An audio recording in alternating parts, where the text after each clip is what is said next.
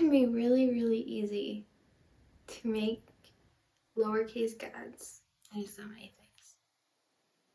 Out of a phone or a relationship or social media or money or fame. I think most people don't worship false gods like Baal. Some people do. Some religions do worship other than God. And you know what? One of my friends said recently, even your time can become your God. And even your view of God can be a false God. And what I mean by that is we can create so much of a false God out of God. We can say, oh, he's good, he loves, and create a warped characteristic of him, which in turn becomes a false God because it's not real God. It's not Yahweh. It's not the characteristics that he shows throughout this whole book. And if you have read this, then you know that the Israelites walked away from God so many times. And so today we're going to read about Elijah confronting the 450 prophets of Baal and saying, okay, let's build 2 altars to see who the real God is. He says in 1 Kings 18:24, Elijah went down before the people and said, how long will you waver between 2 options? If the Lord is God, follow him. But if Baal is God, follow him. You can't sit on the fence. You can't be half in for God and the rest in for the world. You have to decide who is your God. It's like that verse that says you can't have 2 masters. You either hate one, love the other, or vice versa. You only can have one master. And so Elijah says, okay, you guys all build this altar. All of these prophets, you guys build an altar and call on Baal and ask him to set fire on it. And I'll do the same with my God.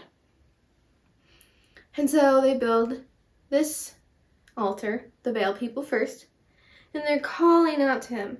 Baal, answer us, they shouted. There's no response. No one answered. As you can assume, because Baal is not real. It's a made-up god. Which seems so funny. So funny that people have this made-up Baal god who they created themselves and then just expect Baal to answer. But we do this so much too. We expect our relationship to always satisfy us like God is supposed to be satisfying. That number one person becomes someone else, and then we're confused or depressed that they can't satisfy us in that way. And then Elijah says in 1 Kings 18:27-29, at noon Elijah began to taunt them. Shout louder, he said. Surely he is a god. Perhaps he is deep in thought or busy or traveling. Maybe he is sleeping and must be awakened. So they shouted louder. And then I'm going to jump down to 29. Midday passed and they continued their frantic prophesying until the time for evening sacrifice. But there was no response, no one answered, and no one paid attention. Elijah said, perhaps he is deep in thought or busy or traveling or asleep. But he wasn't, because he wasn't real. But we do this so often. Maybe it's your phone, it's dead, and now you feel like you can't even live because your phone's dead, it's asleep. Or maybe your bank account is lower than you want it to be. And yes, we should be good stewards of our money. We should be wise with our money, but it cannot become our God. Because you know what? It's traveling somewhere else. It's going into someone else's bank account. It doesn't care. It's not going to answer you. And so Elijah builds his altar. And he doesn't just build his altar. He puts a trench around it and have them pour tons and tons of water all over it. And then he says this. Lord, the God of Abraham, Isaac, and Israel, let it be known today that you are our God in Israel, and that I am your servant, and have done all these things at your command. Answer me, Lord, answer me, so that the people will know that you, Lord, are God, and that you are turning their hearts back again.